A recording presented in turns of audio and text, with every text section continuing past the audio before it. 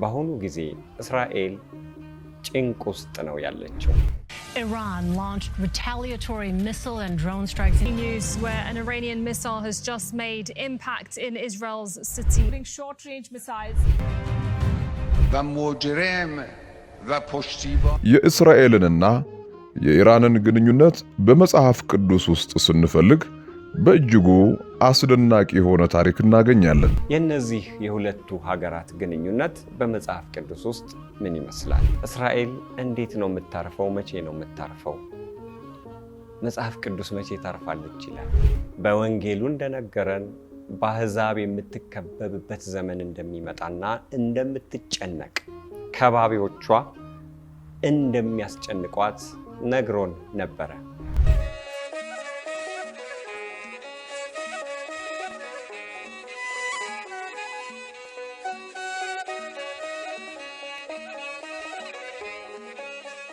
በስመ አብ ወወልድ ወመንፈስ ቅዱስ አሐዱ አምላክ አሜን። የተወደዳችሁ የእግዚአብሔር ቤተሰቦች እንደምን ከረማችሁ? አሜን። እንደ መለኮቱ አምላክ እንደ ቸርነቱ አባት የሆነው ልዑል እግዚአብሔር እድሜ ለንስሐ ስለሰጠን ክብር ምስጋና ይድረሰው። እትምት በድንግልና ስርጉት በቅድስና ፀሐይ ጽድቅ ኢየሱስ ክርስቶስን የወለደችልን የአብ ቃል ማደሪያ የእናታችን የቅድስት ድንግል ማርያም ረድኤቷ በረከቷ ከሁላችን ጋር ይሁን።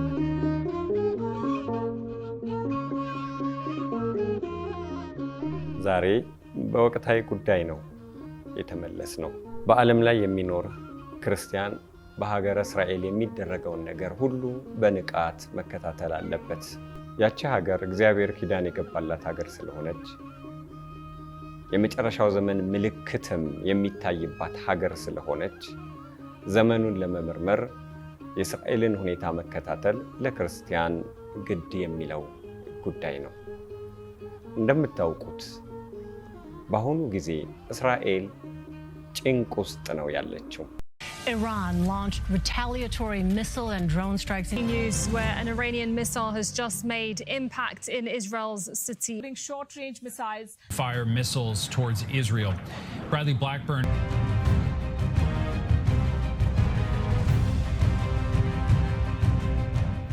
መድኃኔዓለም ኢየሱስ ክርስቶስ በወንጌሉ እንደነገረን በአሕዛብ የምትከበብበት ዘመን እንደሚመጣና እንደምትጨነቅ ከባቢዎቿ እንደሚያስጨንቋት ነግሮን ነበረ። ያ ዘመን ዛሬ አካል አውጥቶ በእግር እየተራመደ እያየነው ነው። እስራኤል ከኢራን በተወረወሩ በርካታ ሚሳኤሎች ተጨንቃ ነው ያሳለፈችው። የእነዚህ የሁለቱ ሀገራት ግንኙነት በመጽሐፍ ቅዱስ ውስጥ ምን ይመስላል? እንዴት ነው የሚታየው የሚለውን ዛሬ እንመለከታለን።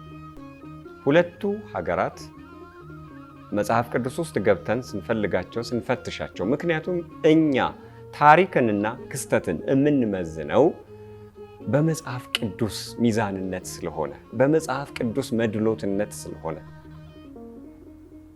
ማንኛውንም ነገር መጽሐፍ ቅዱስ ውስጥ ፈልገን እኛ ከዛ ውስጥ እውነትን መቀዳት ስለሚገባን ሚዛናችን መጽሐፍ ቅዱስ ነው።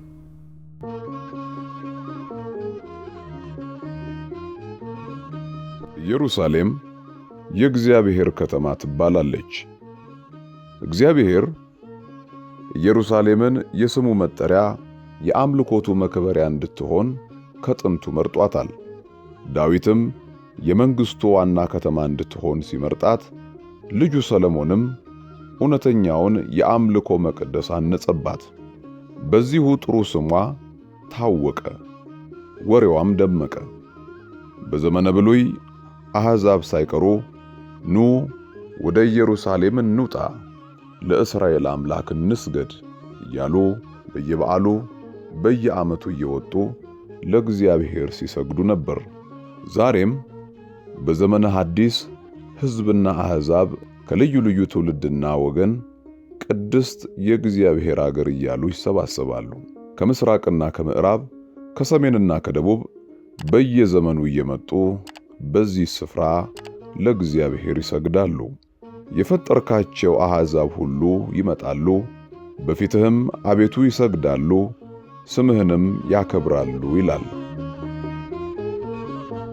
ክርስቲያኖች ወደ ጎልጎታ፣ እስራኤላውያን ወደ ምኵራብ፣ እስላሞች ወደ መስጊድ ይሮጣሉ። ከክርስቶስ ልደት በፊት ወደ ኋላ ሄደን የእስራኤልንና የኢራንን ግንኙነት በመጽሐፍ ቅዱስ ውስጥ ስንፈልግ በእጅጉ አስደናቂ የሆነ ታሪክ እናገኛለን። እስራኤላውያን አምላክ የገባላቸውን ቃል ኪዳን ወደ ጎን ትተው ከሕጉና ከትእዛዙ ርቀው ራሳቸውን ለአመፅ ዳስገዝተው ነበረ።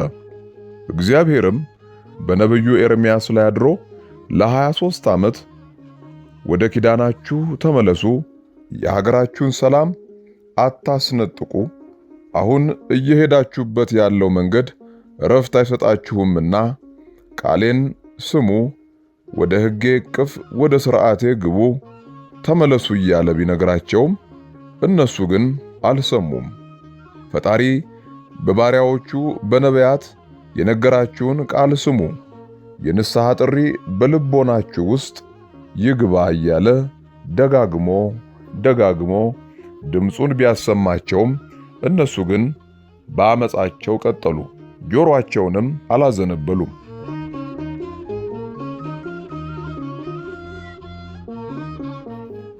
ይህ ድምፅ 23 ዓመት ቆየ።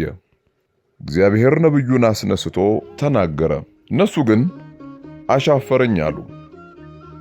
ክህደትን፣ ክፋትን፣ አምልኮተ ጣዖትን ወደዱ። ምርጫቸው ይሄ ሆነ። እግዚአብሔርም ክብሩን ከአገሪቱ አነሳ። የሱ ክብር ሲነሳ ደግሞ የአገሪቱ ሰላም በረከት ታጣለች። የአሕዛብ ጉልበት ይገለጥባታል። የሰላም፣ የነጻነት፣ የእረፍት ምንጫቸውን አምላክን ስለካዱ እግዚአብሔርም ጥበቃውን ከነሱ ላይ አነሳ። በባርነት በምርኮ ለ70 ዓመት እንደሚወድቁ በነቢዩ በኩል ነገራቸው። ግዙፉ የባቢሎን ኢምፓየር በናቡከደነጾር እየተመራ ወደ ኢየሩሳሌም መጣ። ከተማዋን አወደማት፣ ቤተ መቅደስም አቃጠለ። እስራኤላውያንንም በምርኮ ወደ ባቢሎን ወሰዳቸው። የባርነት ጊዜ ያስመረራቸው፣ የጨለማ ዘመን ያንገሸገሻቸው እስራኤላውያን ዓይናቸው በእንባ ተሞላ፣ መሪር ለቅሶ አለቀሱ። በዚህ የጨለማ ዘመን ውስጥ የነበሩት ነቢያት እግዚአብሔር የምሕረት እጁን ለኢየሩሳሌም እንዲዘረጋ እንዲሰጥ ልመና፣ ጸሎት ያዙ።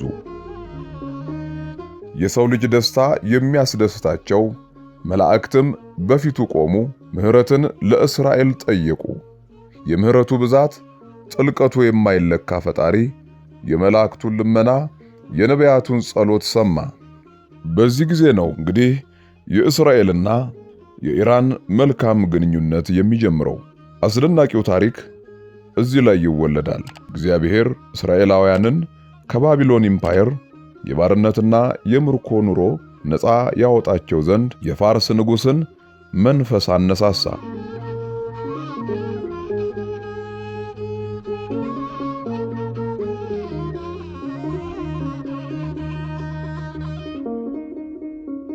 ቂሮስ አምላክ የመረጠው አሕዛብ ይገዙለት ዘንድ ሥልጣን የሰጠው የነገሥታትን ወገብ ይፈታ ዘንድ የቀባው የፈጣሪ ቀኝ እጅ በኃይል የተገለጠበት እስራኤላውያንን ከባቢሎን ባርነት ነፃ ያወጣ ነፃ አውጪ ንጉሥ ነው።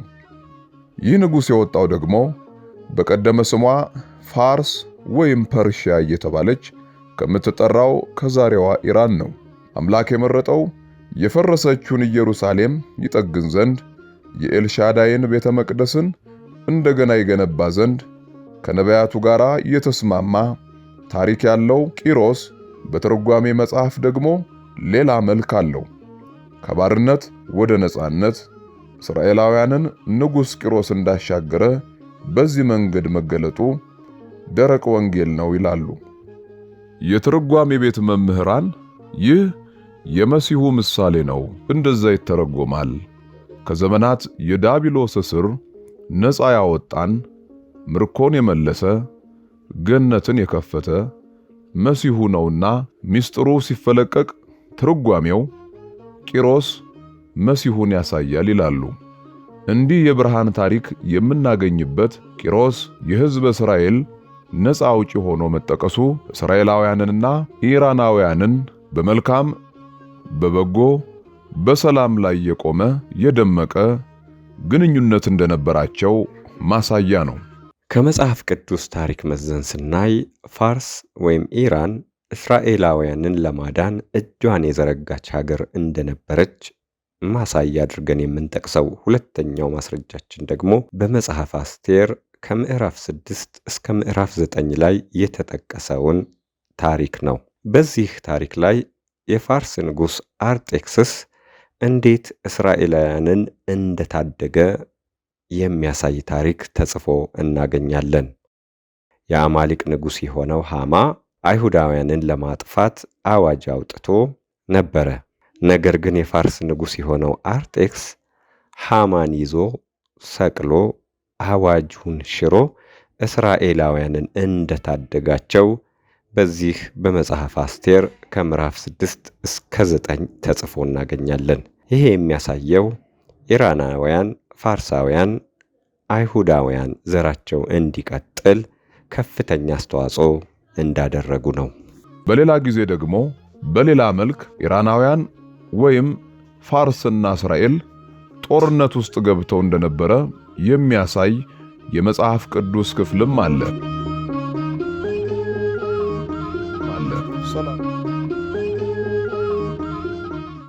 ከክርስቶስ ልደት በኋላ በ614 የተከሰተው ታሪካቸው የጨለማ ታሪክ ሆኖ ተመዝግቧል።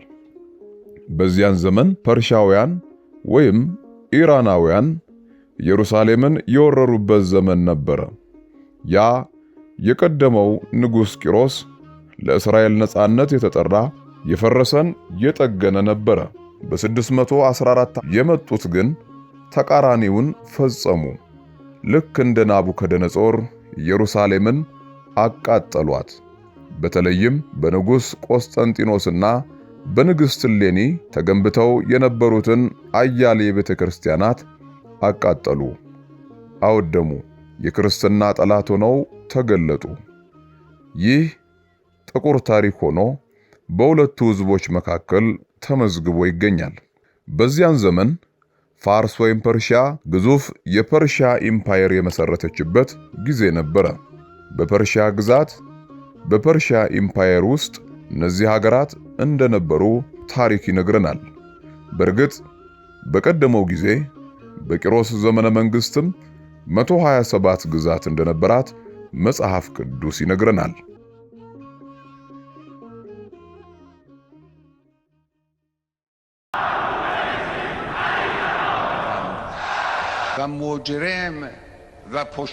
ሰሞኑን የምንሰማው ድምፅ ቀደም ብሎ የነበረ ድምፅ እንደሆነ ደግሞ የሚያሳስበን አንድ ጥቅስ እናንሳ። በዚህ ጊዜ ኢራን እስራኤልን አወድማታለሁ፣ አጠፋታለሁ እያለች ትገኛለች። በዚህ በ21ኛው ክፍለ ዘመን በዚህ ወቅት የሚሰማው ይህ ድምፅ ቀደም ባለው ዘመንም ይሰማ የነበረ ድምፅ እንደነበረ በመዝሙረ ዳዊት ምዕራፍ 83 ቁጥር 4 ላይ ተጠቅሶ እናገኘዋለን። እስማኤላውያን፣ ፍልስጤማውያን፣ አማሊቃውያን፣ ኢራናውያን በርካቶች እስራኤልን ማጥፋት፣ ስም አጠራሯ እንዳይታሰብ ማድረግ ፍላጎታቸው እንደነበረ ልብ አምላክ ዳዊት ጽፎ እናገኛለን። ከዚህ እንደምንረዳው እነዚህ አካላት በሙሉ እስራኤል ከምድር ካርታ ላይ እንድትጠፋ የቀደመ ፍላጎታቸው እንደነበረ ነው።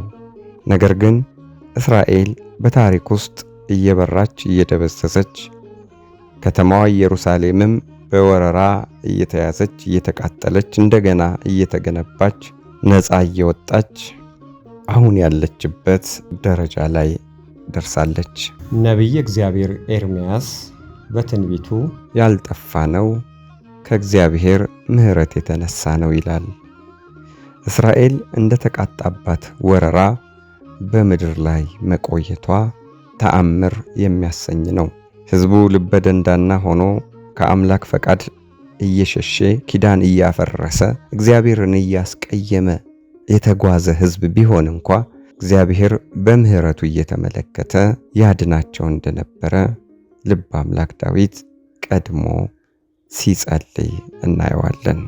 እንግዲህ እነዚህ ሁለት ሀገራት በወዳጅነትም በጠላትነትም በመጽሐፍ ቅዱስ ውስጥ ተጠቅሶ ታሪካቸውን እናገኘዋለን። ወደ ዘመናዊው ታሪክ ደግሞ መተን ከታሪክ ማህደር የሁለቱን ሀገራት ግንኙነት ስንመዝ እንደሚከተለው ሆኖ እናያለን።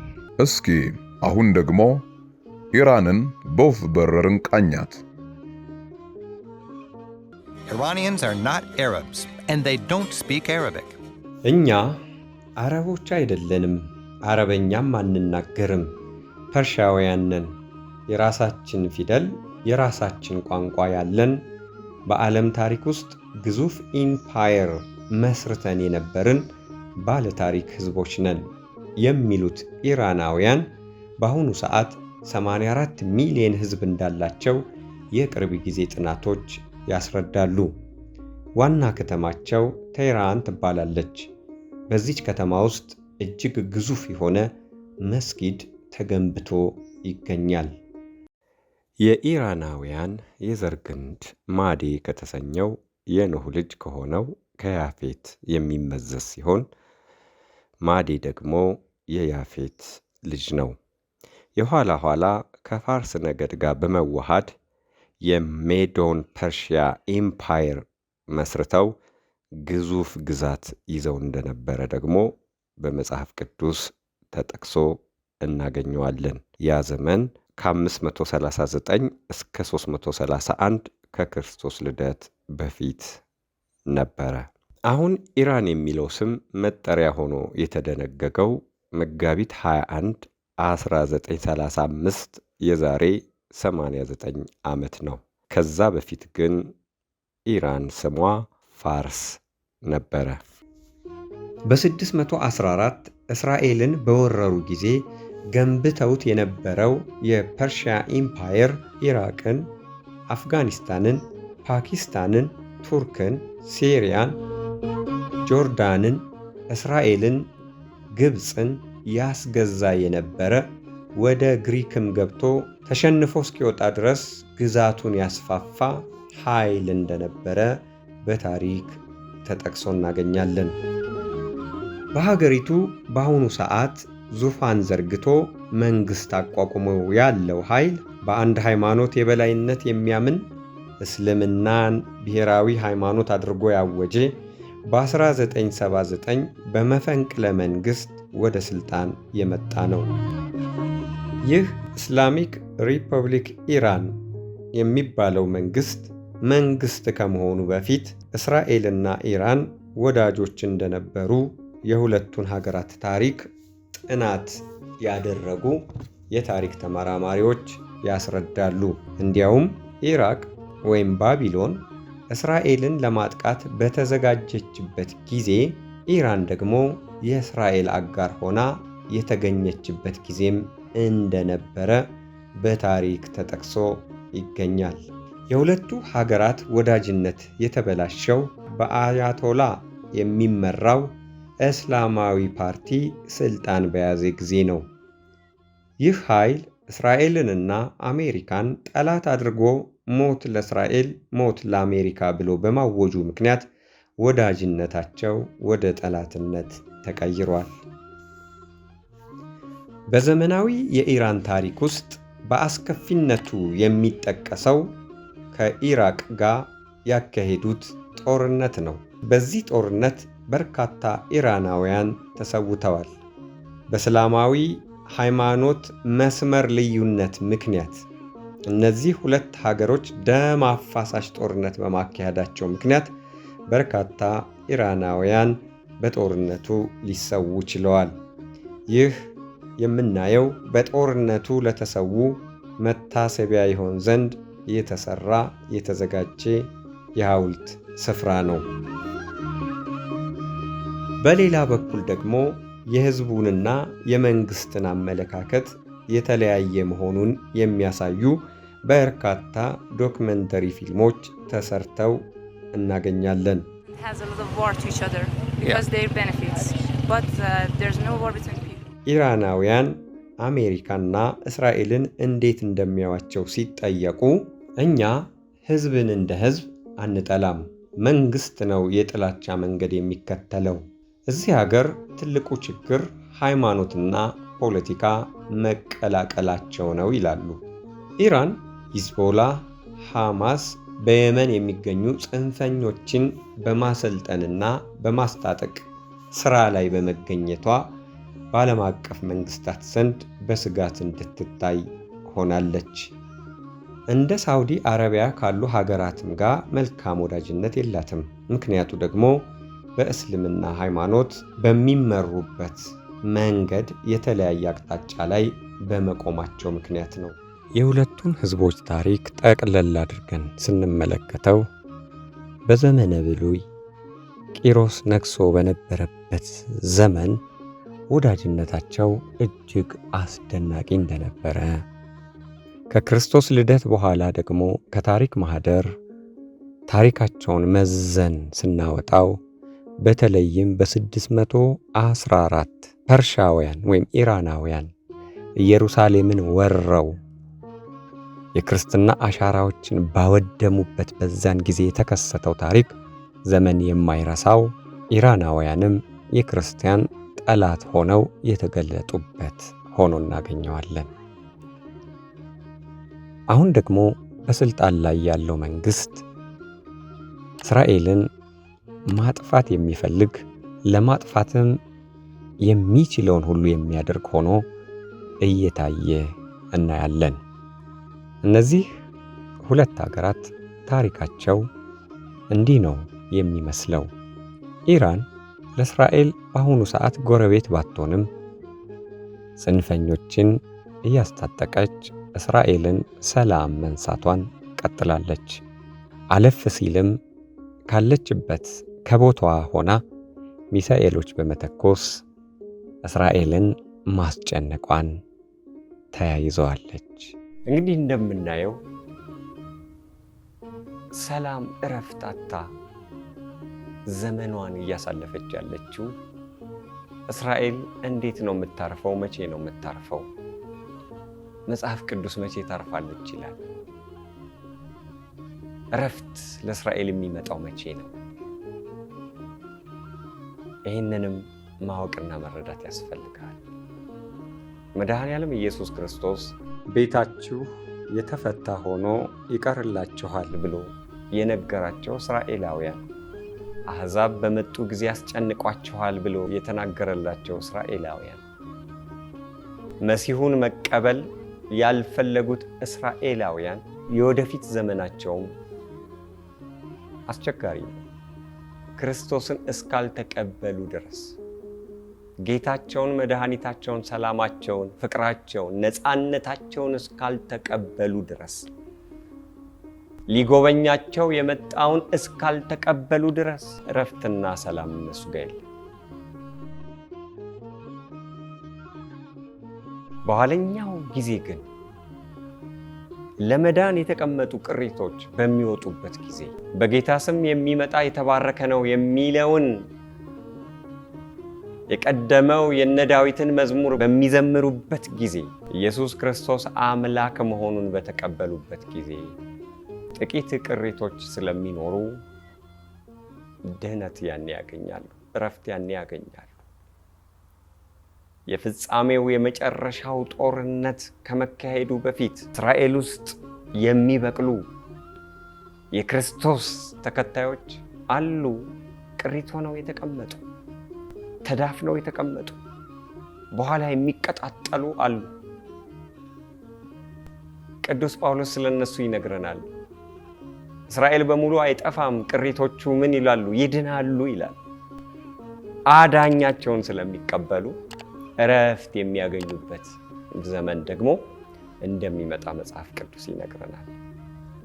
አሁን ያሉት አይሁዳውያን ግን በክርስቶስ ፍቅር ውስጥ የተከበቡ ስላልሆኑ፣ በክርስቶስ ሰላም ውስጥ የተከበቡ ስላልሆኑ፣ በክርስቶስ ይቅርታ ውስጥ የተከበቡ ስላልሆኑ ትንቢቱ ይፈጸምባቸው ዘንድ ግድ ነው። መጨነቃቸው አይቀርም። ዳዊት እንዳለ እስራኤል ጠባቂዋ አምላክ ነው። የእስራኤል ጠባቂ ኤልሻዳይ ነው። የእስራኤል ጠባቂ እግዚአብሔር ነው።